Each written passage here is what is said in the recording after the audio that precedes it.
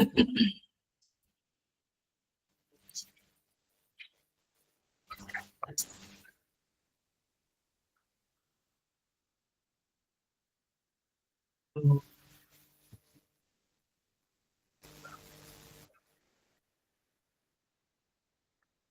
सहना भवतु सहनौ भुनक्तु सह वीर्यं करवावहै तेजस्विनावधीतमस्तु मा विद्विषावहै।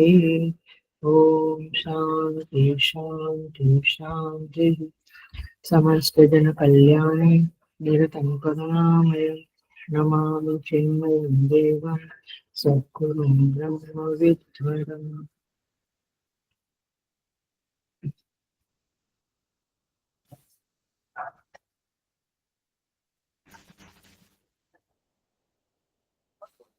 Hari Om. I welcome you all with great love and great respect in this Bhagavad Gita discourses.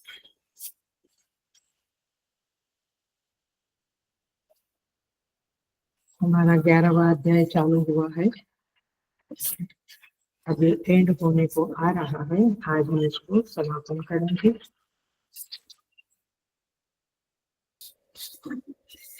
We will start chanting Hari Om. 11वां अध्याय का 51 नंबर का श्लोक।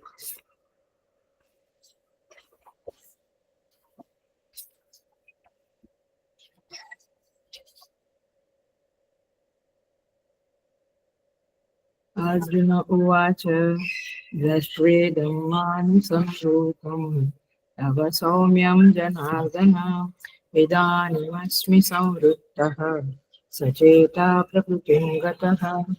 श्रीभगवानुवाच सुदुर्दर्शमिदं रूपं दृष्टवानसि यन्मम देवा अप्यस्य रूपस्य नित्यं दर्शनकाङ्क्षिणः। नाहं वेदैर्न तपसा न दानेन न चेज्यया शक्य एवं विधो द्रष्टुं दृष्टवानसि मां यथा भक्त्या त्वनन्यया शक्यः अहमेवं विधोऽर्जुन ज्ञातुं द्रष्टुं च तत्त्वेन प्रवेष्टुं च परन्तप मत्कर्म कृत् मत्परमः मद्भक्तः सङ्गवर्जितः सर्वैः सर्वभूतेषु यः स मामेति पाण्डव। ओम तत्सदिति श्रीमद्भगवद्गीतासु उपनिषत्सु ब्रह्मविद्यायां योगशास्त्रे श्रीकृष्णार्जुन संवादे विश्वरूपदर्शनयोगो नाम एकादशोऽध्यायः।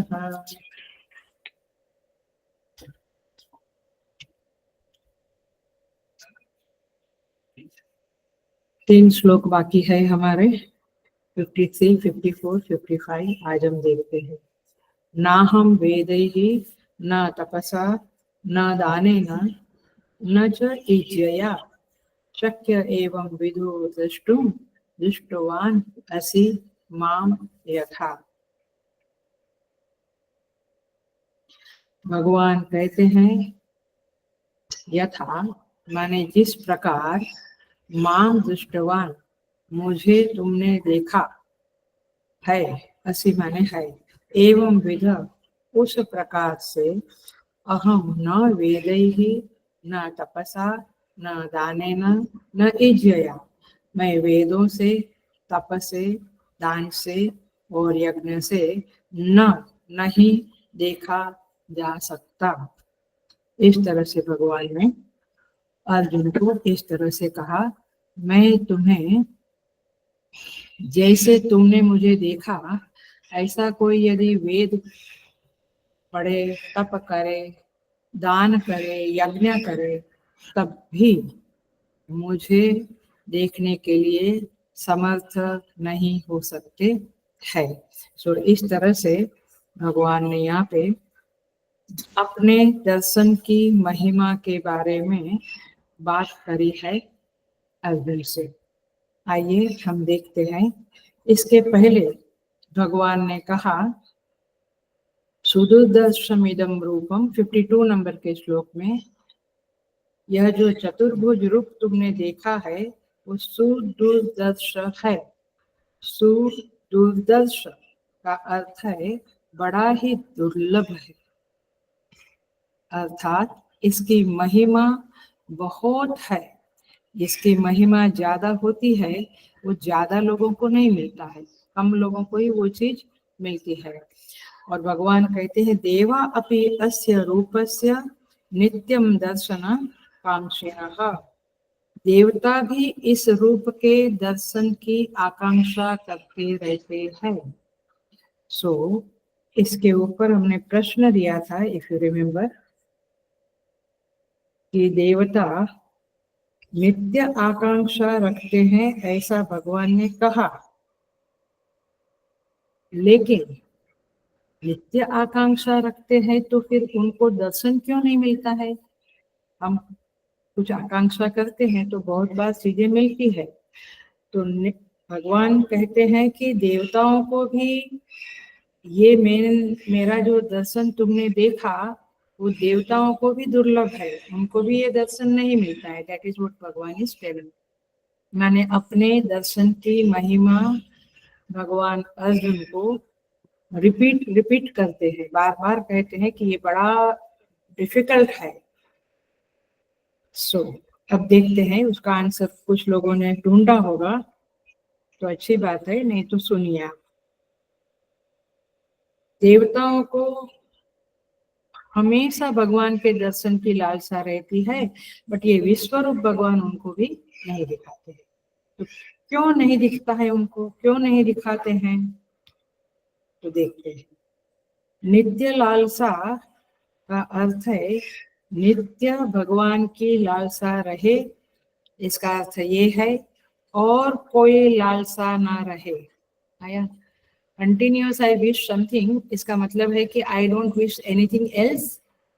हाँ, ये नित्य लालसा का मतलब है कंटिन्यूअस आपको उनकी लालसा करनी पड़ती है। तो इसीलिए इवन सुदूराचारी, भगवान कहते अपि चेत सुदूराचारः भजते माम अनन्य भाव। दुराचारी है लेकिन भगवान की अनन्य भक्ति करता है, कंटिन्यूअस केवल भगवान को ही चाहता है, तो उसको मिलेगा। बीच में और भी कुछ चाहा तो नहीं मिलेगा। What is the condition of human being? भक्त लोगों का, मुझे भक्त कंटिन्यूअस चाहते हैं, बट बहुत बार लोग कहते हैं आई एम साधक, आई एम भक्त, लेकिन कंटिन्यूअस भगवान का भजन नहीं करते, भगवान की चाहना नहीं करते। तो अनन्य लालसा देवता में नहीं है।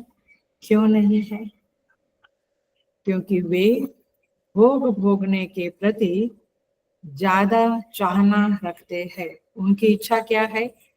हम भोग भोगे। देवता बने हैं तो स्वर्ग में रहते हैं तो भोगने की इच्छा है, तो ये भोग भोगने के लिए देवता लालायित रहते हैं, भगवान के लिए भी लालायित रहते हैं। तो इसीलिए तात्पर्य ये है, ध्यान से सुनना, हेलो, अटेंशन से सुनना, कितना भी पुण्य कर्म हो वह आपको ऊंचा पद दे सकता है, प्रचुर मात्रा में भोग दे सकता है, लेकिन भगवान का दर्शन कराने में समर्थ नहीं है। माने पुण्य कर्म is not capable of giving you ईश्वर दर्शन। वे आपको भोग दे सकते हैं, संसार का सब कुछ, पदवी, यश, ये सब दे सकते हैं, बट ईश्वर का दर्शन नहीं मिलता है। सृष्टि में देवता लोग मनुष्य से श्रेष्ठ है ऐसा कहा जाता है। यस, अभी तो हम उनकी पूजा करते हैं। क्यों? क्योंकि उनकी स्थिति ऊंची है, उनकी आयु लंबी है, उनका भोग हमसे बहुत श्रेष्ठ है, तो हर तरह से वह श्रेष्ठ है। किंतु किंतु देवता लोग तत्व ज्ञान में श्रेष्ठ नहीं है। वो तत्व ज्ञान के बिना परमात्मा प्राप्ति नहीं हो सकती है। और तो एक बात ये हुई। दूसरी बात लॉजिक बता रही हूँ, द सेकंड लॉजिक, व्हाई देवतास आर नॉट गेटिंग द साक्षात्कार, प्रभु का दर्शन क्यों नहीं होता है? तो सुनो, देवताओं के लिए परमात्मा ने कर्म निर्दिष्ट किए हुए हैं। जब तक कल्प की स्थिति है तब तक देवताओं के विशेष विशेष कर्म भगवान ने बताए हैं। सूर्य, चंद्र, ब्रह्मा, सबको, वरुण, अग्नि, वायु देवता, सबको, यम देवता, सबको अपना अपना कर्म भगवान ने निर्दिष्ट किया है। They don't have a holiday please. आपके जैसा उनको हॉलीडे नहीं रहता है। सो यहाँ पे कहते हैं तो देवताओं के पास समय नहीं है, इतने कर्म में डूबे हुए हैं, कर्तव्य कर्मों से स्वेच्छा पूर्वक उपरत होने की उनकी सामर्थ्य नहीं है। इसीलिए मनुष्य जीवन ही केवल और केवल मनुष्य जीवन ही परमेश्वर प्राप्ति के लिए अधिकारत्व रखता है। सो इसलिए भगवान कहते हैं ये विश्व रूप को अर्जुन देख सका। क्यों? क्योंकि अर्जुन भगवान के प्रति सदा सखा भाव, आत्म भाव, गुरु भाव रखते हुए उनका अखंड चिंतन करता था और इसलिए उसकी भक्ति के सामने देवताओं की भक्ति कुछ भी नहीं। सो इस तरह से देवताओं में सत्वगुण था, इसलिए उनको इच्छा रहती है भगवान का दर्शन करने की। आप समझ रहे हैं, हम लोगों को भी इच्छा रहती है, बट साथ में क्या है, रजोगुण तमोगुण भी भरपूर है, तो वी डोंट गेट इट। सो तात्पर्य ये है कि देवताओं को दर्शन क्यों नहीं होता है, उसका आंसर आपको मिल गया। आज का श्लोक देखते हैं, 53 नंबर का श्लोक है। आइए, उसका ट्रांसलेशन हमने कर लिया है, इसको अंडरस्टैंड करते हैं।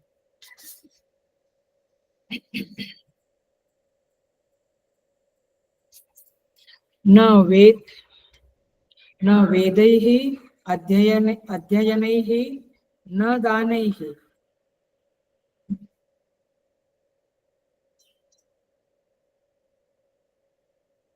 यहाँ पे कहते हैं न क्रिया भी न तपो भी है। तप, दान, क्रिया, वेद का अध्ययन, किसी से भी परमात्मा प्राप्त नहीं होता है। ओ माय गॉड, तो फिर हम लोग क्यों करते हैं? भगवान का ध्यान करते, जप करते, तप करते, यहाँ पे कहते हैं नहीं। तो फिर प्रश्न आता है कि प्रभु किससे, क्या ऐसा उपाय है कि आपका दर्शन हो सकता है? भगवान कहते हैं देखो, इस विश्व रूप का दर्शन जो है, इसकी महिमा बताते हैं भगवान। कल हमने प्रश्न डाला था कि हम महिमा बुद्धि को रिवील करेंगे। आप ध्यान से सुनना, आपके प्रैक्टिकल लाइफ में भी बहुत उपयोगी है ये सिद्धांत जो हम देखने जा रहे हैं। तो जब भगवान ये कहा ना वेद से, न दान से, न यज्ञ से, इसका मतलब है कि कोई चीज है जिसके कारण भगवान के दर्शन हो सकते हैं। तो क्या चीज है? तो भगवान कहते हैं देखो, ये जो विश्व रूप है, इसके प्रति हे अर्जुन तुम महत्व बुद्धि को रखना, क्योंकि सबको देखने को नहीं मिलता है। भगवान क्या कहना चाहते हैं? भगवान कहना चाहते हैं हे मनुष्य, तुम्हारी ऐसी विचित्र प्रकृति है, जब कोई चीज तुम्हें सुलभता से मिल जाती है, इजीली मिल जाती है, तो वो आपको उसकी वैल्यू नहीं होती है। You take it as a granted. आप उसके लिए वो महत्वपूर्ण नहीं समझते हैं और इसीलिए आप उसे याद भी नहीं करते। ऑफ कोर्स जो चीज महत्वपूर्ण है उसमें कुछ ना कुछ मंगल तत्व है, क्योंकि वो नैसर्गिक विधान है, लेकिन व्यक्ति को महत्वपूर्ण वस्तुओं के ऊपर अटेंशन देना जरूरी है। एग्जाम्पल देते हैं, हम सांस लेते हैं, कितना इम्पोर्टेंट है। एक मिनट तो बहुत दूर की बात है, सांस रुक गई, खत्म हो गया। सो इम्पोर्टेंट, बट हम कितना उसके प्रति थैंकफुल है, कितना उसको महत्व बुद्धि देते हैं? नहीं देते हैं। क्यों? क्योंकि वो सुलभता से मिला है, इजीली मिला है, इसीलिए हम उसके प्रति ध्यान नहीं देते हैं। तो जो चीज, देखो पहाड़ों पर चढ़ते हैं, कुछ बीमारी होती है, तब सांस की कीमत समझ में आती है। बुढ़ापा आता है, स्टेयरकेस चढ़ना पड़ता है, तब सांस की कीमत मालूम पड़ती है, महत्वपूर्ण है, ऐसा समझ में आता है। तो एक बात समझे कि नियम यह नहीं बन सकता कि जो चीज महत्वपूर्ण है उसे हम महत्वपूर्ण समझते हैं। Are you getting the point? जो चीज इम्पोर्टेंट है उसको हम इम्पोर्टेंट समझे, कोई महत्ववान है उसको हम महत्ववान समझे, ऐसा जरूरी नहीं। कितने साधु संत होते हैं, कितने म्यूजिशियन, कितने लोग होते हैं जिनमें कुछ महत्ता है, लेकिन हम सबको महत्वपूर्ण समझते हैं, ऐसा जरूरी नहीं। मूल बात यह है कि पेरेंट्स हमारे जीवन में कितने महत्वपूर्ण है, कितने। बचपन से कहीं डाल दिया होता सड़क पे तो आया, कितनी महत्ता है उनकी, बट ओल्ड एज होती है उनकी आजकल, कितनी महत्ता रखते हैं बच्चे लोग। Are you getting? सो नियम यह है कि इंसान महत्वपूर्ण चीज को सदा महत्वपूर्ण समझे, ये जरूरी नहीं है, ये होता नहीं है। तो भगवान यहाँ पे क्या कहते हैं कि जो इम्पोर्टेंट है, जो महिमावान है, उसे महिमावान समझे, उसे याद रखे कि ये महिमावान है। वी फॉरगेट, और हमारा मन फिर अपना रूटीन में चला जाता है। सो तात्पर्य ये है कि भगवान कहते हैं विश्व रूप का दर्शन हे अर्जुन तुमने किया है, तो तुम उसकी महत्ता समझो, उसकी दुर्लभता समझो, और इसे याद रखो कि मैंने कृपा करके तुम्हें ये बताया है, क्योंकि देवता भी इसे देख नहीं सकते। देखो भगवान कहते हैं जो तुमने देखा है वो दान से, तप से, वेद अध्ययन से, यज्ञ से प्राप्त होने वाली चीज नहीं है। स्वभाव क्या बना? अब इम्पोर्टेंट पॉइंट आने आ रहा है। अब जो बात कहने जा रही हूँ ये बहुत इम्पोर्टेंट है। भाव यह बनता है, अभिप्राय यह बनता है इस 52 और 53 नंबर के श्लोक का। देखो वेद एंड तप एंड दान वगैरह बहुत बार देखा है, उसको हम देखेंगे एंड में, बट इसका जो क्रक्ष है, इस श्लोक का जो एसेंस है वो समझे। मूल बात यह है कि यदि महिमा बुद्धि है तो उसका लाभ यह होगा, भगवान के प्रति महिमा बुद्धि है तो उस, या संसार के चीजों के प्रति भी समझ लो, आप म्यूजिक सीखना चाहते हैं और जो ग्रेट म्यूजिशियन है या आपके गुरु है उसके प्रति महिमा बुद्धि आप नहीं रखेंगे तो आपका कुछ लाभ नहीं होगा, है? ऐसे परमात्मा के प्रति महिमा बुद्धि होने का लाभ यह है, अटेंशन से सुनना, बार बार वृत्ति परमात्मा के विश्व रूप में जाएगी। 11th चैप्टर जो आपने पढ़ा आज पूर्णाहुति होगी, इसके प्रति महिमा बुद्धि होगी तो विश्व रूप आपको याद आएगा। आया? ये विश्व रूप जो आपने सुना पूरा चैप्टर आज 2-3 महीने 3 महीने से चल रहा है, आपको उसका महिमा दिखेगा, और महिमा बुद्धि होगी, विश्व रूप याद रहेगा, तो बुद्धि उस विराट को हल्लो स्पर्श करने की ताकत रखेगी। पकड़ी बात? आप नहीं समझेंगे यदि बुद्धि सूक्ष्म नहीं है, अंतःकरण शुद्धि नहीं है, तो ये कुछ भी नहीं समझेगा, ये और समझने में इंटरेस्ट भी नहीं आएगा। आया ख्याल में? अब ये वाक्य नहीं समझा होगा। महिमा बुद्धि होगी तो 11th चैप्टर सारा का सारा विश्व रूप याद रहेगा, विश्व रूप याद रहेगा तो विराट को स्पर्श करने के लिए आपकी वृत्ति में ताकत बनी रहेगी। अभी तो बैंगन और पिज्जा को ही स्पर्श करती रहती है वृत्ति, और कहाँ वृत्ति स्पर्श करती है? आया? या ऑफिस को या किचन को या कुकर को, वहीं आपकी वृत्ति स्पर्श करती है, इसलिए आपको इंटरेस्ट आएगा ही नहीं ये बातों में, क्योंकि you are so deep rooted into सांसारिक चीजें। तो ये वाक्य भी समझ में नहीं आएगा, वाक्य सुनने में इंटरेस्ट भी नहीं आएगा और वाक्य याद भी नहीं रहेगा। लेक्चर तो याद रहने की बात बहुत दूर की है, इसलिए गहरे लेक्चर है, गहरे प्रवचन है। सो बुद्धि उस विराट रूप को स्पर्श करेगी। इसका अंडरस्टैंडिंग सिंपल है कि आप उस परमात्मा के साथ एक क्षण भर के लिए कनेक्ट होंगे। अभी आप कनेक्ट नहीं हो रहे हैं, अभी आप केवल सुन रहे हैं। आप जप करते हैं तो भी नहीं, पूजा करते हैं तो भी नहीं, you are not getting connected with that great विराट पुरुष। क्यों? क्योंकि वृत्ति उतनी एकाग्र हो नहीं पाती। क्यों? क्योंकि चित्त में, अच्छा बोल ही देती हूँ, बुरा मत मानना, जितना बैंगन और पिज्जा के लिए महिमा भाव है, व्हाट्सएप और टीवी के लिए महिमा भाव है, उतना परमात्मा के लिए नहीं है, नहीं है। और रूटीन कर लेते हैं, 10 माला जप कर लिया, पूजा कर लिया, लेकिन वो महिमा भाव नहीं। महिमा माने वाओ इज सो ग्रेट। आप मॉल में जाते हैं तो कोई चीज बढ़िया महिमा लगी, महत्व इम्पोर्टेंट लगी, महत्व वाली लगी, तो खरीदने के लिए कोशिश करते, फिर पैसा इकट्ठा करते वगैरह। महिमा लगेगा तो बुद्धि उसमें घुसेगी। तो 11th चैप्टर ये जो समापन करने जा रही हूँ, तो ये बहुत बड़ा उपदेश है, ये जीवन में ले लिया भला होगा।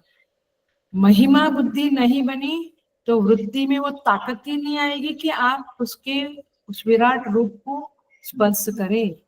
वृत्ति में वो ताकत ही नहीं आएगी कि आप उसके साथ एक क्षण के लिए भी कनेक्ट होए उसके साथ। नोट मुरली वाला एंड बंसी वाला, बंसी वाला एंड मुकुट वाला, चक्रधारी, वो कनेक्ट होते हैं आप, वो उसका ध्यान लग जाता है कभी कभी, लेकिन ईश्वर के साथ, परम तत्व के साथ कनेक्ट नहीं हो पाएंगे। बुद्धि उस विराट रूप से एकाकार ही नहीं हो पाएगी, और इसीलिए ऐसी स्थिति में मन की वृत्ति संकीर्ण रहेगी। The mind will be so limited, so engrossed into the lower things of the संसार। और फिर राग द्वेष से मुक्त होना बहुत कठिन है, और पूरी गीता राग द्वेष से मुक्त होने के लिए कहती है। तो साधक को क्या साधना मिली इस 11वें अध्याय में? मैं कंफ्यूजन की तरफ बढ़ रही हूँ। क्या साधना मिली? परमात्मा के विराट रूप को, उनकी महिमा को, उनकी महत्ता को, उनकी भगवत्ता को सदा सुनते रहो, सुनते रहो, सुनते रहो, और तब जाकर चित्त में वह प्रकाशित रहेगी, अदरवाइज भूल जाएंगे। लोग कहते हैं ना, इधर से बाहर गए कि भूल गए। तो जब वो स्मरण में रहेगा, सच बताओ कितनी देर दिन में भगवान की यादें आती है? मोस्टली तो किचन, कुकर, मॉल, बाजार, यही यादें रहती है। सो तो फिर साधना नहीं बनेगी। जिंदगी भर 10 माला किया, पूजा पाठ किया, संध्या वंदन किया, आई हैव डन इनफ। काय का इनफ? एक क्षण तो वृत्ति जुड़ी नहीं परमात्मा से, और क्या साधना की जिंदगी में? कुछ भी नहीं। और फिर हम सोचते हैं कि अंत काल में उनका याद आवे, नहीं आएगा, गारंटी से नहीं आएगा। सो इसीलिए विराट के साथ वृत्ति जुड़ी रहे, इसीलिए परमात्मा की महिमा का स्मरण करना, उसके बारे में सुनना, और ये 11वें अध्याय का चित्त में भर दो, घनीभूत रूप से भर दो, तब जाकर कुछ फायदा, ये शब्द इंपॉर्टेंट है, कुछ लाभ मिलेगा। नहीं तो ये सुन लिया, हो गया खत्म। क्योंकि आदमी, इंसान ऐसा है, जब वो संकीर्ण बनता है, माने छोटा, छोटा का अर्थ क्या हुआ? जब आप विशाल के कल्याण के लिए नहीं सोचते, समष्टि दूसरों के कल्याण का नहीं सोचते, तब आप बिल्कुल देहात्मवादी बन जाते हैं। और देहात्मवादी व्यक्ति, सुन लो, निष्ठुर भी होता है और क्रूर भी होता है। कभी हमारे अंदर निष्ठुरता और क्रूरता आती है तो समझ लेना हम देहात्मवादी है। हम परोपकारी नहीं है। इधर थोड़ा दान दिया, उधर 2 रोटी डाला, उससे कुछ होने वाला नहीं है। मतलब कि उससे आपकी निष्ठुरता और क्रूरता की वृत्ति डाइल्यूट नहीं होने वाली। वह वृत्ति जो जुल्म की है, जो किसी को हिंसा की है, किसी को तकलीफ देने की वाणी के द्वारा या किसी की भी द्वारा, ये वृत्तियां जो है वो हटेगी नहीं। वो तभी हटेगी जब आप परमात्मा से, विराट से जुड़ते जाओगे। बाकी ये तो सारी साधनाएं हैं, बट फल नहीं मिला है आपको अभी तक। और इसीलिए ऐसा व्यक्ति स्वयं के लिए स्वार्थी जीवन जीता है और दूसरों का दुख दर्द मिटाने के लिए कुछ भी नहीं करता है। इंसान को मैं बार बार कहती हूँ, हमारे अहमदाबाद में काफी लोग ऐसे थे जिनको मैंने ये प्रण लिवाया था, व्रत लिवाया था कि 1 घंटा दिन में दूसरों के लिए बिताओ, दूसरों के दुख दर्द को मिटाने के लिए बिताओ। अब बम्बई वालों को तो मैं कुछ कहती नहीं हूँ, क्लास अटेंड करते हुए बड़ी बात है, इतना ही टाइम नहीं है उन लोगों को। सो तात्पर्य ये है कि भगवान का ये 11वां अध्याय स्पेशली विश्व रूप आपके चित्त में बसेगा, आप विराट से जुड़ोगे, आपका कल्याण होगा। और ये नहीं विराट रूप का ध्यान हुआ, नहीं उनसे जुड़े, तो फिर सुन लो, श्रवण तो अच्छी बात है, बट बहुत ज्यादा फायदा नहीं होगा। और इसीलिए हमारे सनातन धर्म में पाठ, पूजा, जप, हवन, स्वाध्याय, ध्यान, संध्या वंदन, सूर्य को अर्घ्य देना इत्यादि सो मेनी क्रियाकांड है, कर्मकांड है। लोग कहते हैं हम तो वेदांती है, कर्मकांड नहीं करते। भाई तो ठीक है, वेदांती है, लेकिन वेदांती की पहचान क्या है? अब ऑफलाइन नहीं तो मैं आंसर नहीं लूंगी आपसे। वेदांती की पहली पहचान है कि वो जगत को मिथ्यात्व न देखता है। ये जगत मिथ्या है ऐसा देखता है। क्या हम देखते हैं ऐसा? मिथ्या है ऐसा देख नहीं, बिल्कुल नहीं। एकदम सच है ऐसा देखते हैं। उसने ऐसा क्यों बोला, दिखा दूंगा। आया, उसने प्रेज क्यों नहीं किया, इतना बढ़िया खाना बनाया। Are you getting? कितना सत्य मानते हैं, कहाँ मिथ्या मानते हैं जगत को। जगत को मिथ्या नहीं मानते हैं तो आप वेदांती नहीं है। और वेदांती नहीं है तो प्लीज प्लीज ये सनातन धर्म में कहा हुआ कर्मकांड अवश्य करें। उठते कराग्रे बसते, रात को करचरण कृतम व, दिन भर जो कर्मकांड बताया है वो करना चाहिए। तब जाके परमात्मा के दर्शन की योग्यता प्राप्त कर सकोगे। तब भक्ति बढ़ेगी और भक्ति ही ईश्वर प्राप्ति का बड़ा उपाय है। सो तात्पर्य यह है कि इस तरह से हमें परमात्मा विश्व रूप धर है, ये शब्द कार्विंग कर लो, हृदय में बिठा दो। श्री कृष्ण विश्व रूप धर है, सारा विश्व उस कृष्ण परमात्मा में, सारे विश्व के नाम रूप उस श्री कृष्ण परमात्मा में विभक्त रूप से रहते हैं। जैसे तरंगे समुद्र में रहती है, वैसे श्री कृष्ण में सारा जगत विराजमान है। आया ख्याल में? आप इस तरह से ईशावास्य जो हमने शुरू किया था, ईशावास्य को भी इस तरह से घटाओगे तो घटेगा, नहीं तो पूरा ईशावास्य फुकट गया। आप एक एक व्यक्ति को ईश्वर है ऐसे नहीं ऐसे समझने से कुछ नहीं होगा। जब उधर से कुछ बैड बिहेवियर मिला तो आपका ईश्वर उधर से हट गया। ख्याल में आता है? साधना इज नॉट ए जोक। कई लोग कहते हैं कि इनको कुछ संसार में कुछ टैलेंट नहीं है, कुछ आता नहीं, इसलिए साधना करते, जप तप करते। ऐसा नहीं है। साधना करने वाले बहुत बुद्धिमान होते हैं और होना चाहिए। सो विश्व रूप धर, ये शब्द के बहुत सारे आयाम है। क्या करने से ये विश्व रूप धर चित्त में कंटिन्यू रहेगा, वृत्ति उससे जुड़ी रहेगी, और क्या करने से वो चित्त से छटक जाएगा, सरक जाएगा, इसका चिंतन हमें करना चाहिए और इसके बारे में सोचना चाहिए। तो इस तरह से यहाँ पे भगवान इस बात पर बल देते हैं कि साधक इस महिमा को, परमात्मा की महिमा को, विश्व रूप धर को समझे, अपनी प्रमा में निरंतर विश्व रूप को जगाए रखे। विश्व में दो चीजों को जानना है विश्व रूप में। कंक्लूडिंग वाक्य है, समझ लेंगे। विश्व रूप में दो बातों को जानना है। एक है सभी रूपों वाला जगत, ये सारा जगत है, एक वह जानना है। और जगत जिसमें है उसे जानना है। जगत जिसमें है, परमात्मा में जगत है, उस परमात्मा को जानना है। Are you getting the point?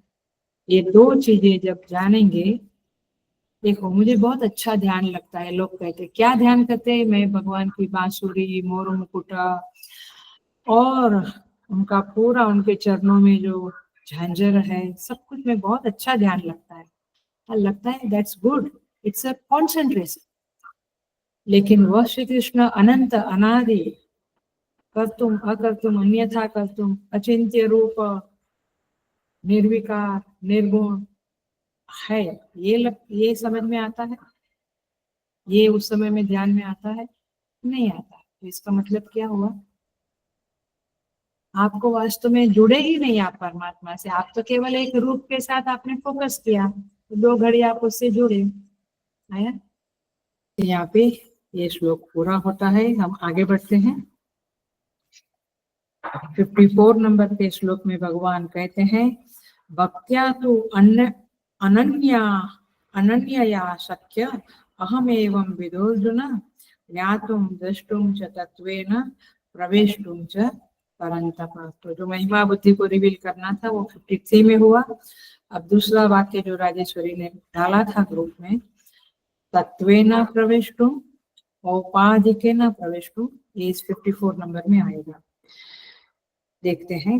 भक्त्या तु अनन्यया, तू माने परंतु, हे परंतप, हे अर्जुन, परंतु अनन्यया भक्त्या, अनन्य भक्ति के द्वारा, अहम एवं विदम द्रष्टुम शक्य, मैं इस तरह से प्रत्यक्ष देखने के लिए शक्य हूँ। तत्वेन ज्ञातुम, तत्व से जानने के लिए, तत्वेन प्रवेष्टुम, और प्रवेश करने के लिए शक्य हूँ। तात्पर्य यह है, भगवान कहते हैं कि वेद के द्वारा, यज्ञ के द्वारा, दान के द्वारा, तप के द्वारा मुझे आप देख नहीं सकते। तो किससे देख सकते हो? भक्त्या तो अनन्यया, अनन्य भक्ति के द्वारा मैं देखा जा सकता। पकड़ी बात? अनन्य भक्ति है तो मैं प्राप्त होऊंगा, अनन्य भक्ति नहीं तो मैं प्राप्त नहीं हो सकता। मैंने केवल भजन किया, केवल जप किया, पूजा किया तो नहीं मिलेगा, सेवा किया तो नहीं मिलेगा।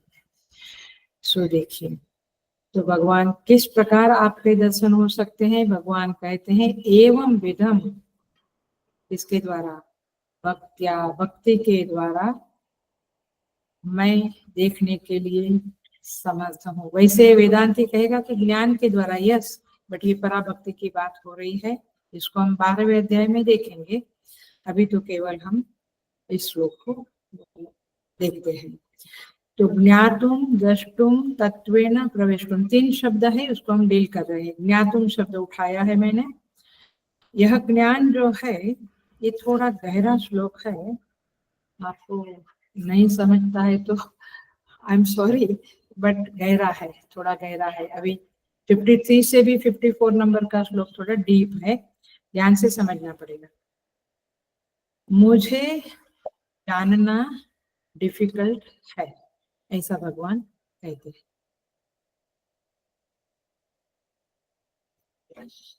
यह जो ज्ञान है वह शाश्वत है, परोक्ष है। अभी हम भगवान के बारे में आपको पूरा बताया 11वां अध्याय, वो तो परोक्ष ज्ञान हुआ, आपको प्रत्यक्ष थोड़ा हुआ, परोक्ष ज्ञान हुआ। तो जिससे परमात्मा का विराट रूप हमारे चित्त में निर्मित हुआ, जैसे जैसे आपने 11वां अध्याय अच्छी तरह से पढ़ा, वैसे वैसे आपको चित्त में विश्व रूप दर्शन थोड़ा अंकित हुआ, थोड़ा क्या बोलेंगे, एनग्रेव हुआ, इंजेक्ट हुआ थोड़ा थोड़ा, बट वो क्या था, परोक्ष रूप है ना, आपको वास्तव में तो दिखा नहीं भगवान का रूप। Are you getting the point? So तो ये प्रमा रूप है, ये बुद्धि में आया, लेकिन अपरोक्षतया नहीं आया। अपरोक्षतया माने प्रत्यक्ष भी नहीं, परोक्ष भी नहीं। प्रत्यक्ष माने अभी मैं आपको देख रही हूँ, आप मुझे देख रहे हैं, इधर लैपटॉप में या प्रत्यक्ष। जो लोग यहाँ बैठे वो मुझे प्रत्यक्ष देख रहे हैं, राइट, और मैं आपको देख रही हूँ। तो प्रत्यक्ष अक्षम, अक्षम प्रति आंखों के सामने, कान के माने हर एक शब्द स्पर्श रूप रस गंध, पांचों इंद्रियों के द्वारा शब्द स्पर्श रूप रस गंध प्रत्यक्ष है। ऐसा परमात्मा दिखता है? नहीं दिखता है। तो प्रत्यक्ष नहीं। परोक्ष माने मैंने सुना परमात्मा ऐसा है, ये व्यक्ति ऐसी है, ये खाना ऐसा है, वो परोक्षता है। मैंने खाना मुंह में डाला नहीं तब तक वो प्रत्यक्ष नहीं हुआ। ऐसे परमात्मा के बारे में आपने सुना, तो न प्रत्यक्ष है न परोक्ष है। अपरोक्ष माने अपने अंदर ही उसे जानना, उसे देखना, उसे कहेंगे अपरोक्ष। आपको जेलसी हो रही है कि कुछ लोग कितना अटेंशन से सुनते हैं, हम तो इतना, हमको तो बोर हो रहा है, हमको तो मजा नहीं आ रहा है। Are you getting? आपको थोड़ी जेलसी होती कि मेरी बुद्धि इतनी स्थूल है कि मैं इतना फोकस से सुन नहीं पाता हूँ, मैं समझ नहीं पाता हूँ, मेरी बुद्धि इतनी इतनी अशुद्ध है कि मैं नहीं समझ सकता हूँ। कई लोगों का आज इधर लगता होगा। परंतु ये जो जेलसी हुई, अभी ये तो ऑफलाइन नहीं है, नहीं तो ऑफलाइन में तो जबरदस्त जेलसी होती थी कि अरे इसको ही सारे प्रश्न आते हैं सुनने के बाद, मुझे क्यों कुछ प्रश्न नहीं आता है, मैं इतना डब्बा हूँ, मैंने, मेरी बुद्धि इतनी जाड़ी है कि मुझे कुछ प्रश्न ही नहीं आता है और मैं फोकस से सुन ही नहीं पाता हूँ। आया? ऑफलाइन में तो होता ही था, कोई कोई लोग बहुत प्रश्न पूछते थे। सो ये जेलसी जो हुई उसको क्या कहेंगे? प्रत्यक्ष कहेंगे? आंखों के सामने तो नहीं है। परोक्ष कहेंगे? नहीं नहीं, मुझे मालूम तो पड़ता है, तो इसे क्या कहेंगे? अपरोक्ष। समझ में आया? समझ में आ रही है बात? अपरोक्ष शब्द परमात्मा का दर्शन जिसको हुआ है उसको ना प्रत्यक्ष हुआ है ना परोक्ष हुआ है, अपरोक्ष हुआ है, उन्हें अंदर ही मालूम पड़ता है। इसको अंत प्रत्यक्ष शब्द बोल दो, बोलना है तो, बट उसे अपरोक्ष कहेंगे। I think that's enough for अपरोक्ष। सो परमात्मा को अपरोक्षतया किसी ने अभी तक नहीं जाना। इसको और समझाती हूँ मैं, समझाना पड़ेगा। कोई सामने एक व्यक्ति खड़ी है, अपने को कोई व्यक्ति मिले, उस व्यक्ति को हम जानते हैं कौन है, लेकिन हम उसे कहते हैं कि प्रयाग, आप कहाँ से हो? प्रयागराज से हो। वो कहता है मैं प्रयागराज से हूँ, अभी कुंभ मेला हुआ तो। अच्छा, प्रयागराज में एक विद्वान रहते हैं, बड़े निराभिमानी है, बहुत सात्विक है, त्रिकाल संध्या करते हैं, मैं उनका बड़ा आदर करता हूँ। ऐसा सब आप बोलने लगे। वो व्यक्ति ने सोचा अच्छा प्रयागराज से है, बोलता है मैं भी प्रयागराज से हूँ, मैं भी प्रयागराज से हूँ। वो प्रयागराज माने वो आदमी बोला मैं भी प्रयागराज से, तो उसको लगा कि अरे ये इतना प्रेस कर रहे हैं तो मैं उनको मिलूं। तो उन्होंने कहा कि वो कौन है व्यक्ति, मुझे उनका पता दीजिए ना, उनका एड्रेस दीजिए ना भाई। तो हमने कहा वह व्यक्ति आप ही हो, वह व्यक्ति आप ही हो। सो पहले जो वो सुन रहा था वो क्या था? परोक्षतया बात सुन रहा था ना, कोई ऐसा है, कोई व्यक्ति वैसा है, वो परोक्षतया सुन रहा था। अब उसको कहा कि वह व्यक्ति आप ही है, तो उसने अपरोक्षतया उसके बारे में जाना, समझा? पहले परोक्षतया जाना, अभी अपरोक्षतया जाना। आप समझ रहे हैं? ऐसे परमात्मा के बारे में आप परोक्षतया जानते हैं, पूरी वीक में एक बार आते 1 घंटा, वो भी आधा अधूरा सुनते हैं, उसमें कुछ होने वाला नहीं है।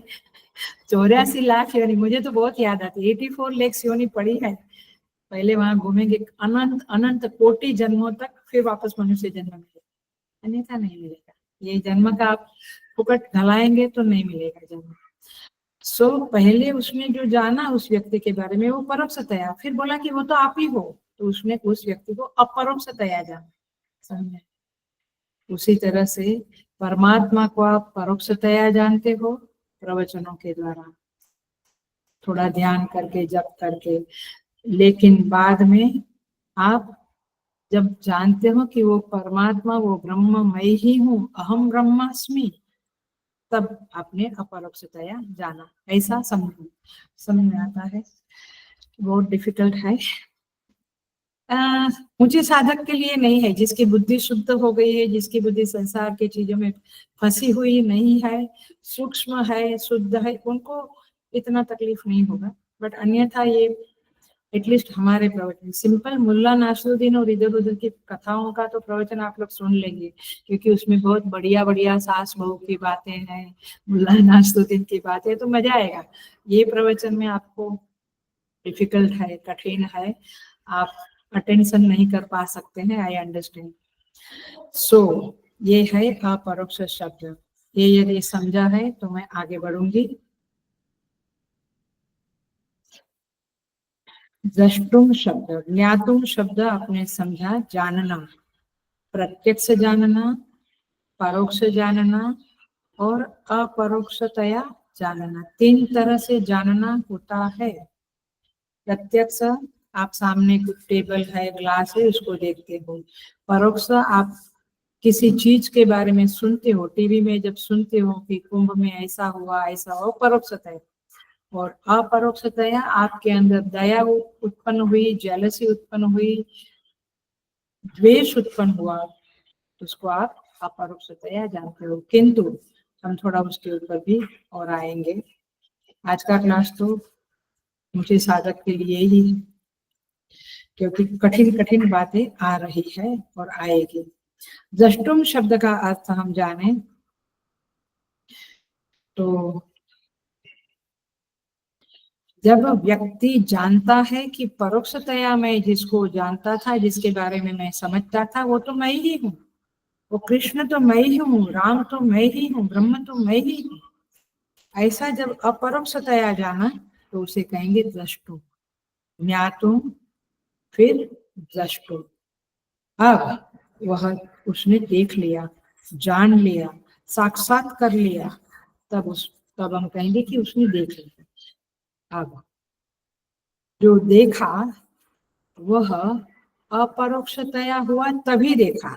ऐसे में घड़ी देखती हूँ, ऐसे परमात्मा को आप देख नहीं सकते। सवाल ही नहीं कि आप भगवान को देखेंगे, वो आपका एक भास होगा, आपका एक मिथ्या दर्शन होगा, यही बात है। तो अपरोक्ष शब्द जो है उसमें दो तरह से है। अब थोड़ा गहरा है, ध्यान से सुनना पड़ेगा। हेलो, बिल्कुल अटेंशन से सुनना पड़ेगा। अपरोक्षतया जब हम जानते हैं तो दो तरह से जानते हैं। एक है इदम रूप से और एक है अहम रूप से। यहाँ पर ही नहीं समझा होगा। अपरोक्षतया जब हम जानते हैं तो दो विभाग है उसमें। हमें तो पता ही नहीं होता है कि हमारा चित्त दिन में कितनी बार नेगेटिव होता है, नेगेटिव वृत्ति से भरा है, कितनी बार पॉजिटिव वृत्ति से भरा है, कितनी बार हम ईश्वर से भरे। ईश्वर से तो क्षण दो क्षण मैक्सिमम भरे रहते हैं, पॉजिटिव नेगेटिव से क्योंकि वो हम देखते ही नहीं है। We are never introvert, we are always extrovert, तो हमें पता ही नहीं कि अंदर क्या खजाना चल रहा। परंतु इदम रूप से हम अपरोक्षतया जानते हैं और अहम रूप से। इदम रूप का एग्जाम्पल है, मुझे सुख हुआ, मुझे दुख हुआ, मुझे श्रद्धा उत्पन्न हुई, मुझे लगा कि मैं बेकार व्यक्ति हूँ, मैं आई एम यूजलेस, क्योंकि मैं कभी स्पिरिचुअलिटी में आगे नहीं बढ़ सकता हूँ। ये जो कुछ भी आपके अंदर आता है वो कैसे आपने जाना अपने बारे में? इदम रूप से, यह। अब ये सुख दुख सब यह करके आप जानते हैं। लेकिन जब आप परमात्मा को जानते हैं तो केवल और केवल उसे अहम रूप से ही जान सकते हैं। इदम रूप से, इदम माने दूसरा, वास्तव में आप और अंतःकरण एक है कि अलग अलग है? अलग अलग है। अंतःकरण आपका है, जैसे आपकी तिजोरी है, आपकी गाड़ी है, वैसे आपका अंतःकरण है, आपकी आंख है, आपके कान है। आप नहीं हो अय्या, नहीं तो स्मशान में वो जलाते तो आंख जली, कान जला, तो अंतःकरण, इंद्रियां, ये सब परोक्षतया ही है। ऐसे परमात्मा को आप परोक्षतया नहीं जानोगे, इदम रूप में नहीं जानोगे। आप जब भी जानोगे आप परोक्षतया, अपरोक्षतया जानोगे। इसीलिए ज्ञातुम द्रष्टुम, देखोगे तो भी वही तरह से देखोगे जैसे सुख को आप देखते हो अपने अंदर, ईर्ष्या को, दुख को, चिंता को आप देखते हो, आप समझते हो। वो कैसे? अपरोक्षतया, बट इदम रूपेण, अपरोक्षतया किंतु इदम रूपेण। लेकिन परमात्मा को जब भी आप जानोगे, तब कैसे जानोगे? अहम रूपेण, अपरोक्षतया अहम रूपेण जानोगे। ये बात समझो। परमात्मा को जानना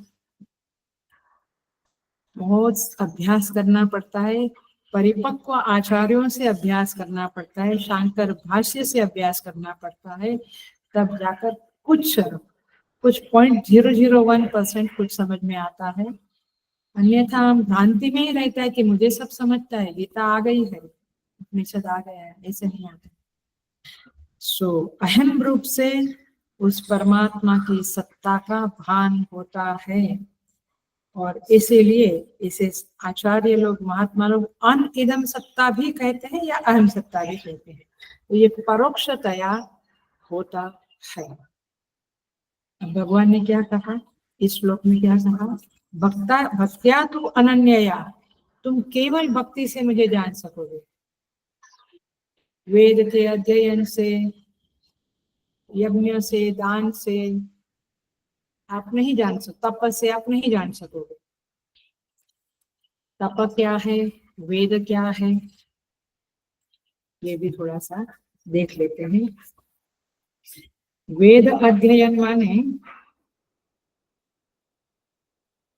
वेदों का अध्ययन माने श्रवण करना, पठन करना, अभ्यास करना, लेकिन ग्रंथ धारण करना, बाय हार्ट करना, ये सब चीजें हैं। बट भगवान कहते हैं वेदों के अध्ययन से आप कितना सुन लो, कितना पाठ कर लो, कितना अभ्यास कर लो, आप परमात्मा को नहीं पा सकते, क्योंकि उसके जरिए, हेलो, उसके उस अध्ययन के जरिए जो विराट भाव, विराट पुरुष के साथ कनेक्शन होना है, वो तो हो नहीं रहा है, वो तो हो नहीं रहा है। दिन भर आप इधर उधर में पड़े हैं, तो कैसे दर्शन होगा? तो अध्ययन, केवल अध्ययन से परमात्मा नहीं मिलेगा, तप से भी नहीं मिलेगा। तप का अर्थ है लक्ष्यानुकूल दिशा में आगे बढ़ना।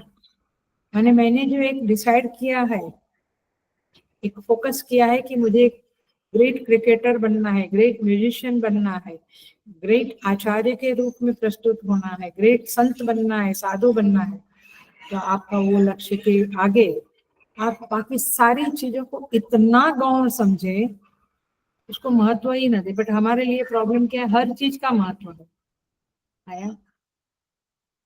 खाना पीना बनाना, या खाना पीना, घूमना, या ऑफिस में सब सीखना, कंप्यूटर, या थोड़ा बहुत म्यूजिक सीख लेना, थोड़ा बहुत पूजा सीख लेना, आप ऐसे आगे नहीं बढ़ सकते। You can not. आप एक चीज के पीछे उसमें पूरी पर्सनालिटी को डुबो देने से आप आगे बढ़ सकते हैं। तो तप क्या है? जिसको हम लक्ष्य के रूप में, सपोज हमने कहा चित्त शुद्धि, ये मेरा लक्ष्य है, प्योरिटी ऑफ द माइंड, हम क्या उसके पीछे पड़े हैं? कितना कुछ गड़बड़ होता है अंदर, क्या मलिनता बढ़ती है, घटती है, कुछ पता ही नहीं है, क्योंकि हमारे 1000 फोकस है, 10 जगह पे मन है, इधर भी मन है, उधर भी। मन को सब जगह से विड्रॉ करके केवल उस चीज में डालना जो मेरे जीवन का लक्ष्य है, तब जाकर तप होगा उसे तप कहेंगे। दान किसको कहेंगे? दान यह है जब आपके अंदर कृतज्ञता होती है, ग्रेटफुलनेस होती है, you are grateful to something, या ईश्वर या गुरु या साधु संत या जो भी पेरेंट्स, जब आप कृतज्ञता है तब आपके अंदर दान दक्षिणा देने का भाव आता है। बलि राजा बलि देखो, भगवान को वामन रूप में आना पड़ा, ऐसे महान दानवीर। कर्ण देखो, कवच कुंडल दे दिया, ऐसे महान दानवीर। हरिश्चंद्र देखो, दान कर दिया पूरे राज्य का, सपने में किया था, वो प्रत्यक्ष में कर डाला। तात्पर्य ये है कि इस तरह की वैल्यू सिस्टम आपके पास होने के बावजूद आप परमात्मा के निकट नहीं गए हो मेरे भाई, बिल्कुल निकट नहीं हो। ये घमंड या ये गलतफहमी नहीं रखना कि हम तो भगवान के भगत है, काहे के भगत है।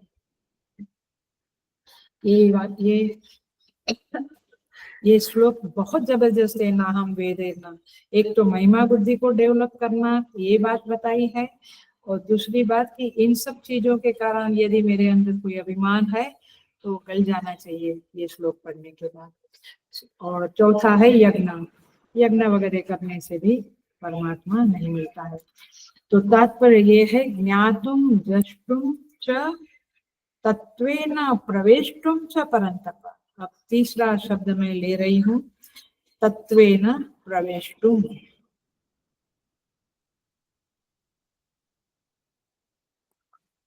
भगवान कहते हैं यदि भक्ति है तो आप मेरे साथ एक हो जाओगे, आप मुझ में प्रवेश कर जाओगे, आप मेरी प्राप्ति कर लोगे। लेकिन वेद अध्ययन इत्यादि से तो नहीं होने वाला है। तो आइए, जो लिखा था ग्रुप में, तत्वेन प्रवेष्टुम औपाधिकेन प्रवेष्टुम, आप समझ रहे हैं? ये श्लोक का शब्द है तत्वेन प्रवेष्टुम। इस शब्द को मैंने उठाया है और उस शब्द के साथ में औपाधिकेन शब्द डाल रही हूँ। मैं समझाती हूँ, but be ready for understanding this. This is the realization. Realization is not a cup of tea for गहरे गहरे की तो बात छोड़ो, महान भक्तों की भी कैपेसिटी नहीं है, उसके लिए बहुत बहुत आगे बढ़ना पड़ता है। सो देखो, परोक्ष और अपरोक्ष ज्ञान में क्या फर्क बताया? परोक्ष माने है किसी के बारे में कुछ ज्ञान हुआ, वो परोक्ष ज्ञान है। लेकिन वह जो व्यक्ति है कोई, वह आप ही है, यह मालूम पड़ा, ये अपरोक्ष ज्ञान हुआ। अहम अस्मि, मैं ही वह हूँ, तब अपरोक्ष ज्ञान हुआ। अब यह अपरोक्ष ज्ञान में दो विभाग बताया, इदम वृत्ति और अहम वृत्ति। इदमता से जानना, अपरोक्षतया तो मैं जानता हूँ, बट वो इदम है, ईर्ष्या द्वेष राग दुख सुख, ये मैं जानता हूँ, बट अपरोक्षतया जानता हूँ। कोई तुमको बताए, हे तुम अभी सुखी हो, अच्छा मैं सुखी हूँ, हाँ अभी मैं जाना, ऐसा होता है। ये तुम दुखी हो, कोई बताता है तभी तुम जानते हो, तभी जानते हो। भगवान, कोई बताता है तभी आप खुद जानते हो कि मैं दुखी हूँ, कोई बताता है। Very difficult to understand Gita. I understand now ईश्वर की कितनी कृपा है। 25 साल से मोस्टली एक प्रवचन भी मिस नहीं करने वाली व्यक्ति को भी लगता है कि वेरी डिफिकल्ट आया, तो फिर तो पढ़ता नहीं, सुनता नहीं, अध्ययन नहीं करता, उनकी क्या क्या औकात बनती है। Very difficult. So point is this की अपरोक्षतया में दो विभाग है, इदम अहम। ये सुख दुख इदम तया, इदम माने यह लैपटॉप है, यह बुक है, यह ग्लास है, ये घड़ी है, इदम तया जानना। और अहम तया जानना, मैं ही वह ब्रह्म हूँ, ये जानना अहम तया है। अब हम देखेंगे कि वह जो अहम तया भी जानते हैं, उसके दो विभाग आते हैं। आप लेक्चर के प्रवचन के धागा को पकड़ के बैठे होंगे तो आपको समझेगा कि पहले प्रत्यक्ष एवं परोक्ष देखा, फिर अपरोक्ष देखा, फिर अपरोक्ष में इदम अहम देखा। अब अपरोक्षतया में भी जो अहम का प्रवेश है वो भी दो तरह से है, और दो विभाग माने और अंदर अंदर अंदर हम जा रहे हैं। तो देखो, एक तात्विक धरातल पर प्रवेश है परमात्मा में, और एक औपाधिक धरातल पर प्रवेश है। औपाधिक धरातल पर पहले डिस्कस करेंगे। जब जीव माने आप और हम भक्ति करते हैं, उपासना करते हैं, और धीरे धीरे उस परम पुरुष से, उस विराट पुरुष से, जिसका आप पुरुष सूक्त में वर्णन करते हैं, चैंटिंग करते हैं, उस विराट पुरुष से जब आप एकात्म भाव को प्राप्त करते हैं, एकात्म भाव माने जैसे बच्चे से माँ एकात्म भाव प्राप्त करती है ना, वो मैं ही हूँ, है ना, वैसे परमात्मा से एकात्म भाव जब आप प्राप्त करते हैं, विराट की भावना निरंतर करते रहते हैं, और विराट भाव का आवेश आपके अंदर आता है, तब वह जीव अगले कल्प में हिरण्यगर्भ के रूप में अभिव्यक्त होता है। डीपर बात चल रही है। मूल हिरण्यगर्भ जो चेतन का अंकुर है, स्प्राउट है, माने चेतन से ही जब वो माया की उपाधि उड़ता है तब वो हिरण्यगर्भ कहलाता है, वो अलग है। और जीव जो विराट भाव से एकाकार होकर विराट भाव की आपत्ति होती, उत्पत्ति होती है, उसको वह विराट भाव को प्राप्त करता है, वो अलग है। इस बात से आपको पुराण अच्छी, ये पॉइंट समझ लिया तो सारे पुराण आपने समझ लिए, ऐसा सब। अब मैं इसकी गहराई में नहीं जाऊंगी क्योंकि हमें पूरा भी करना है, और फिर प्रसंग आएगा तो करेंगे। बट इस बात को जो अभी समझा रही हूँ, वो उपाधिकेन तत्वेन, ये समझ लिया तो सारे पुराण समझ लिए, आपको पुराण में कोई प्रश्न नहीं रहेगा।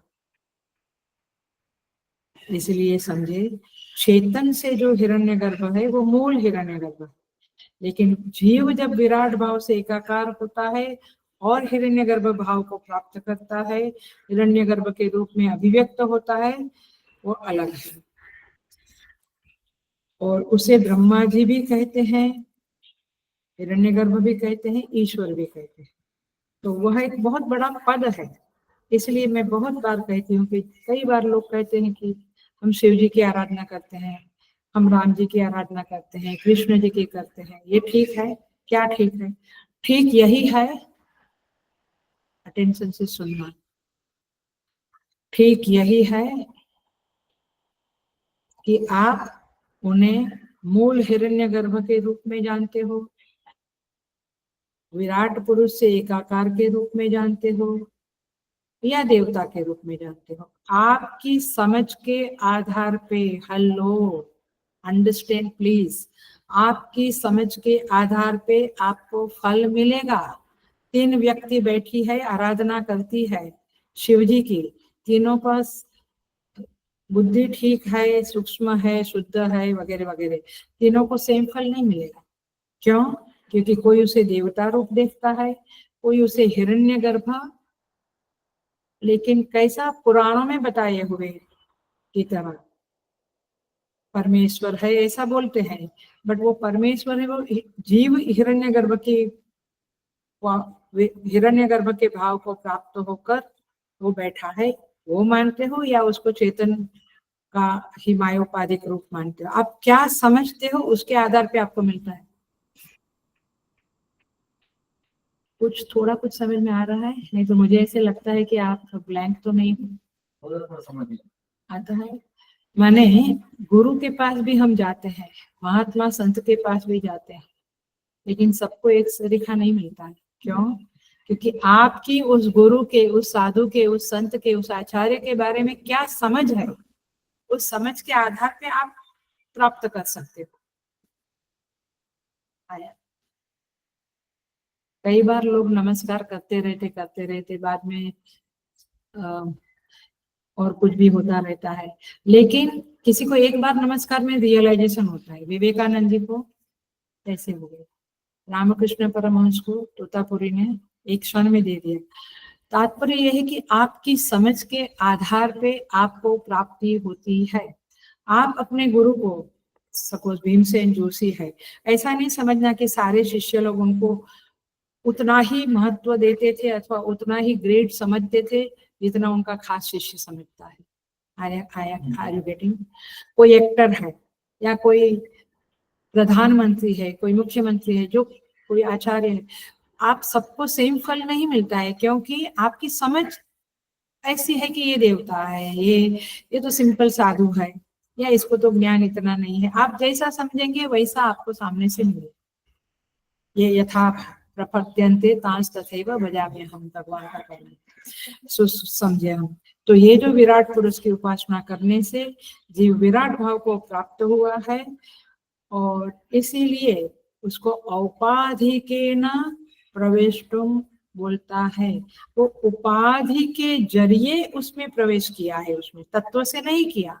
वो जो हिरण्यगर्भ की विराट पुरुष है, वो विराट पुरुष एक उपाधि है। वो उपाधि के साथ तादात्म्य हुआ तो विराट भाव को प्राप्त हुआ। वो औपाधि के ना प्रवेश है, समझा? और देखो कई बार, अच्छा क्लासिक एग्जाम्पल देती हूँ, कई बार गुरुजन जो बहुत महान गुरु होते हैं, आत्मज्ञानी या ऐसे बहुत महान गुरु, कोई उनके बहुत करीब होता है, कोई बहुत दूर से ही उनका सब काम करता है। कई बार वो जो दूर से करता है वो उनको ज्यादा समझता है, और करीबी उनका जो होता है, रूम साफ करता, खाना बना, वो उसको इतना समझता। Are you getting? तो वो क्या प्राप्त करता है, और दूर से जिसने समझा वो क्या प्राप्त किया? उन्होंने गुरु को पूरा एब्सॉर्ब कर डाला, क्योंकि उसकी वो लायकी है। और कई बार नजदीक होने से भी नहीं समझते हैं। सो तात्पर्य ये है कि औपाधिकेन प्रवेष्टुम, माने उपाधि, उनकी जो उपाधि है उसको वो विराट भाव के साथ, उसके साथ वो एकाकार बना है, तो वो औपाधिकेन विराट भाव को उपासना के द्वारा प्राप्त हुआ है। लेकिन, और इसलिए देखो ब्रह्मा जी के बारे में कहते हैं कि उनको मोह हुआ, फिर उनका एक कल्प के बाद उनका ट्रांसफर होता है, वगैरह वगैरह। ये जो बातें आती है, गीता में भी आई है इस चैप्टर में, पुराणों में भी आती है। तो आप उसे समझना, क्योंकि वो जो ब्रह्मा थे उन्होंने औपाधिक भाव है ना विराट के साथ एकात्म भाव करके नेक्स्ट जन्म में, नेक्स्ट कल्प में वो ब्रह्मा जी बन गए, बट फिर उनका जाना, माने वापस क्या बोलते, रिटायरमेंट आ गया, उनको वापसी आ गई। लेकिन तत्वेन प्रवेष्टुम, ये दूसरा शब्द उठाया, तत्वेन प्रवेष्टुम माने तात्विक रूप से जो प्रवेश करते हैं वो बिल्कुल विलक्षण रूप से प्रवेश करते हैं। वो कल अपने को मनुष्य रूप में अनुभव करता था, जीव रूप में अनुभव करता था, उसकी दृष्टि में अब जीव रूप, मनुष्य रूप, दोनों उपाधियां मिथ्यात्वेन प्रतीत होने लगी। वो समझ गया कि ये मिथ्या है।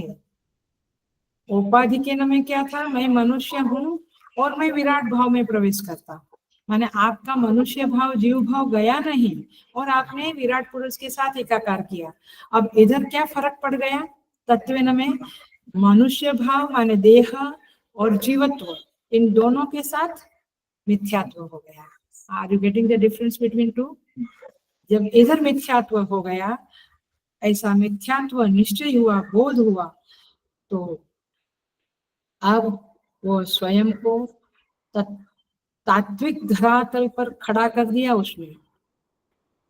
अब उसका खुद का शरीर, खुद का जीवत्व भी मिथ्यात्व निश्चय हो गया, शास्त्र पढ़ने से और चिंतन मनन करने से। तब उसने जो प्रवेश किया परमात्मा में, वो तत्वेन प्रवेश हो गया, मैंने ज्ञान द्वारा प्रवेश किया। मैं एग्जाम्पल दूंगी तो स्पष्ट होगा। तरंग जो है वो जल बनकर समुद्र में प्रविष्ट हो गई तो तत्वेन होगा। वो तरंग तरंग रहते हुए, अपने को तरंग मानते हुए जल में गई तो औपाधिकेन प्रवेश हुआ। समझ में आया? अपनी तरंगता को, तरंग मैं तरंग हूँ, मेरा नाम तरंग है, मैं छोटी हूँ बड़ी हूँ, इस समझ को सत्य मानते हुए प्रवेश किया समुद्र में तो औपाधिक है। और मैं तरंग नहीं हूँ, मैं जल ही हूँ, ऐसी समझ माने ज्ञान द्वारा प्रवेश किया तत्व आई बात। और इसीलिए वो जय विजय बनते हैं भगवान के उधर। क्यों? क्योंकि वो औपाधिकेन है, उन्होंने औपाधिकेन विष्णु के साथ एकाकारत्व प्राप्त किया। सो इस तरह से यहाँ पे तत्वेन प्रवेष्टुम और औपाधिकेन प्रवेष्टुम, आप बार बार सुनना तब जाके पता चलेगा। भगवान कहते हैं अहम शक्य ज्ञातुम, मैं ज्ञातुम, मुझे जानना पॉसिबल है।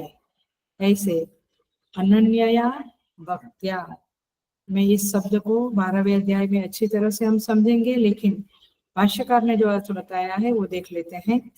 भाष्यकार कहते हैं, भाष्य देखना आपके पास है तो, अपृथक भूतया भगवतः अन्यत्र पृथक न कदाचित अपि या भवति सा तु अनन्य भक्ति ही। अनन्य भक्ति वह है जो भगवान के अतिरिक्त, भगवान के अलावा अन्य किसी के प्रति नहीं हो सकती है। माने मैं उसको भी प्रेम करूं और उसको भी प्रेम करूं तो उससे की क्या हालत होगी? सिंपल संसार की बात समझ लो, क्या हालत होगी? नहीं, मैं डॉक्टर भी बनूं और मैं लॉयर भी बनूं और मैं इंजीनियर भी बनूं, क्या हालत होगी? युग तुम कुछ नहीं बन सकोगे। ऐसे यहाँ पे कहते हैं भगवान के अलावा किसी अन्य से भक्ति, प्रेम, डेडिकेशन न होना, उसे क्या कहेंगे? अनन्य भक्ति कहेंगे। तो इस तरह से इसे अनन्य भक्ति कहते हैं, भगवान कहते हैं। इसको हम अच्छे से बाद में समझेंगे। अब हम आगे का लास्ट श्लोक करके ये चैप्टर पूरा करते हैं 5-10 मिनट में। तो इस तरह से भगवान ने यहाँ पे समझाया, अनन्य भक्ति के द्वारा ही मैं प्राप्त हो सकता हूँ। लास्ट श्लोक 55 नंबर का देख लेते हैं और चैप्टर पूरा होगा। मत कर्म कृत, भगवान कहते हैं हे पांडव, यह जो मत कर्म कृत, मेरे लिए ही संपूर्ण कर्तव्य कर्मों को करने वाला है। आप किसके लिए करते हैं? मैं किसके लिए करता? सोचो, है ना? रिलेटिव, बच्चे, पेरेंट्स, पत्नी, पति, पुत्र, पुत्री। जो भगवान कहते हैं भक्ति किसको मिलेगी? ये भक्ति से तुम मुझे प्राप्त करोगे, लेकिन भक्ति किसे मिलेगी? जो मत कर्म कृत, केवल मेरे लिए ही कर्म करते हैं।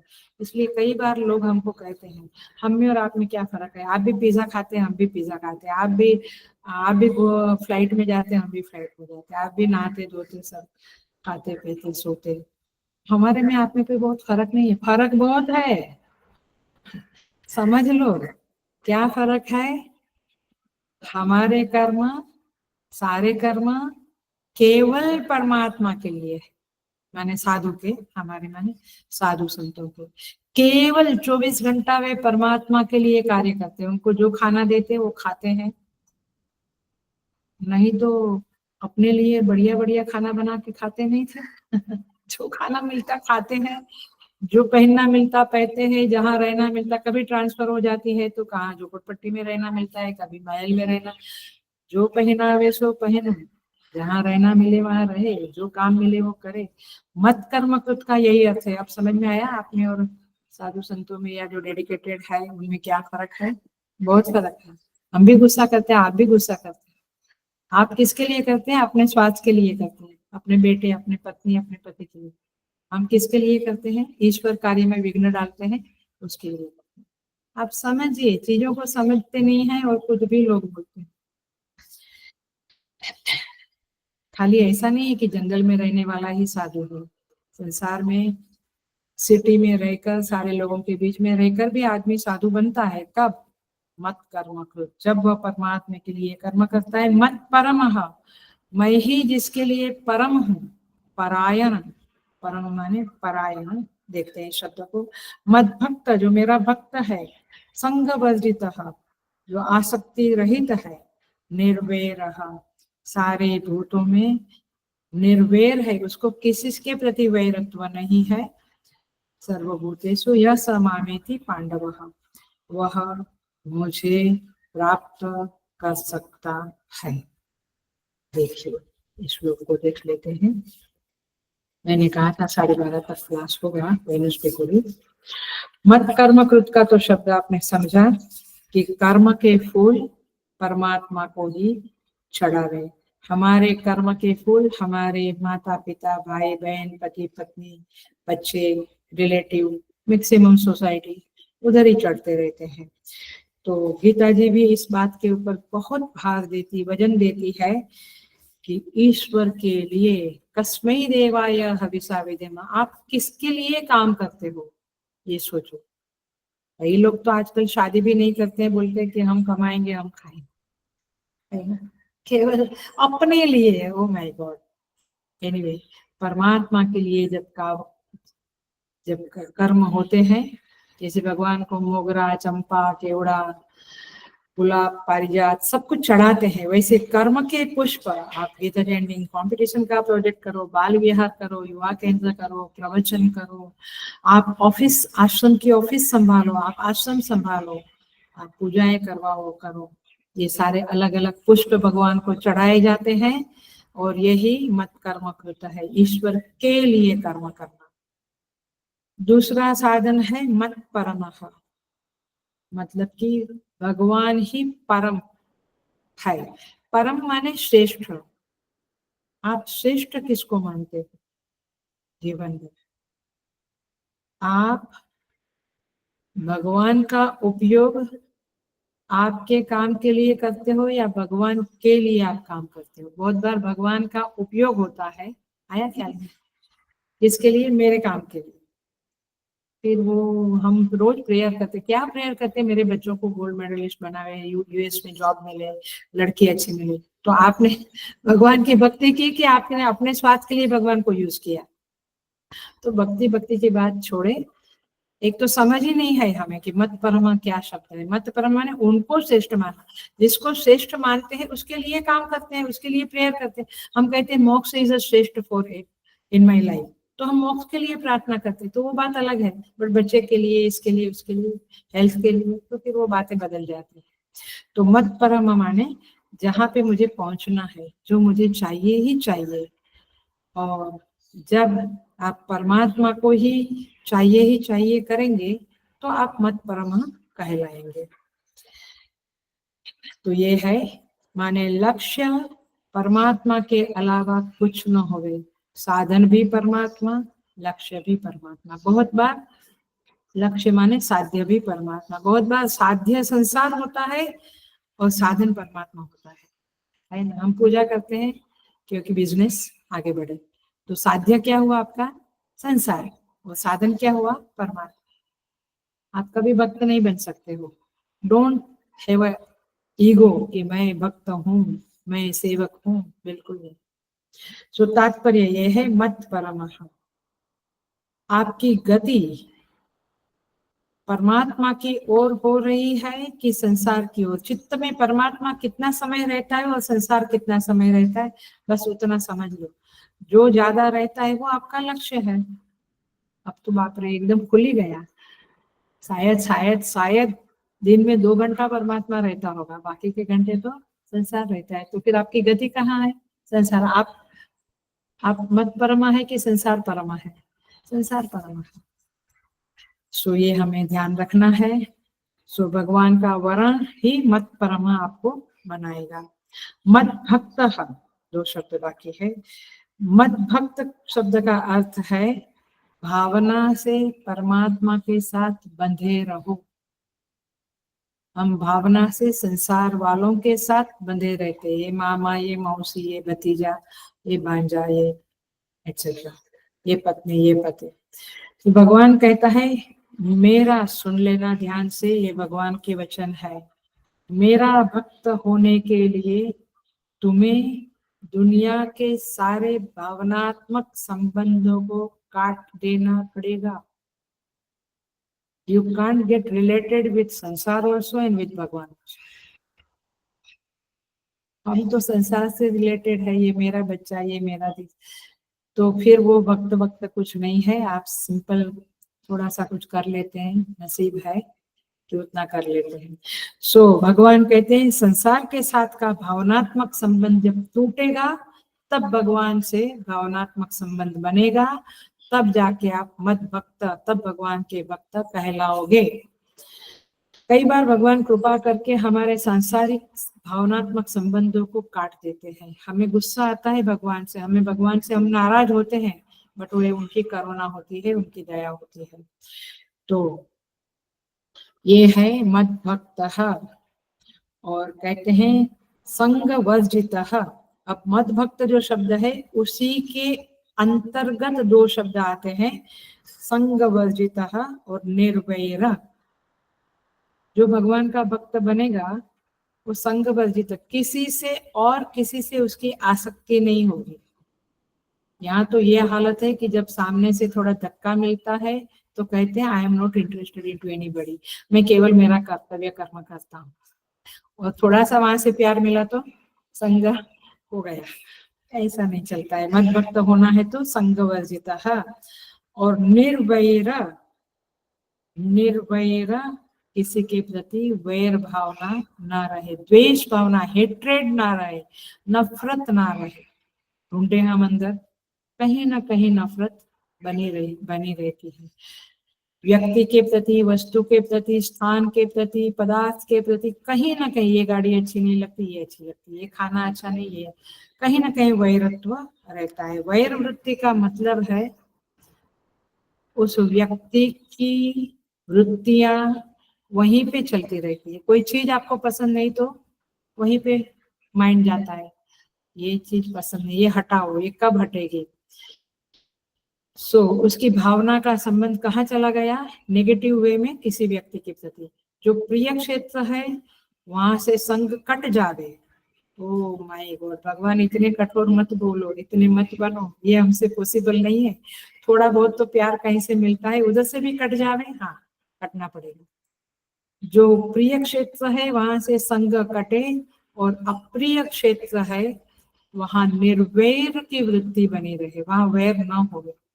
ये दो जब होगा तब हम भक्त कहलाने को लायक होंगे। देखो थोड़ा सा समझ ले हम, भगवान अर्जुन को युद्ध करने को भी कह रहे हैं, राइट, और निर्वैर होने को भी कहते हैं, क्योंकि युद्ध तो वैरत्व की वजह से होता है, ऐसा हम समझते हैं, भगवान नहीं समझते। दुनिया में हर चीज को हम स्वीकार नहीं करते, वो ठीक है, उसका विरोध करें, परंतु विरोध करते हुए ये क्या बोलते हैं, 1000 टन का वाक्य बोल रही हूँ मैं, बहुत बहुत बहुत इंपॉर्टेंट वाक्य बोल रही हूँ, इसको समझ लेंगे तो जीवन बहुत बदल जाएगा। साधना में आपकी एंट्री होगी, अब तक एंट्री नहीं है, ये वाक्य समझे हम।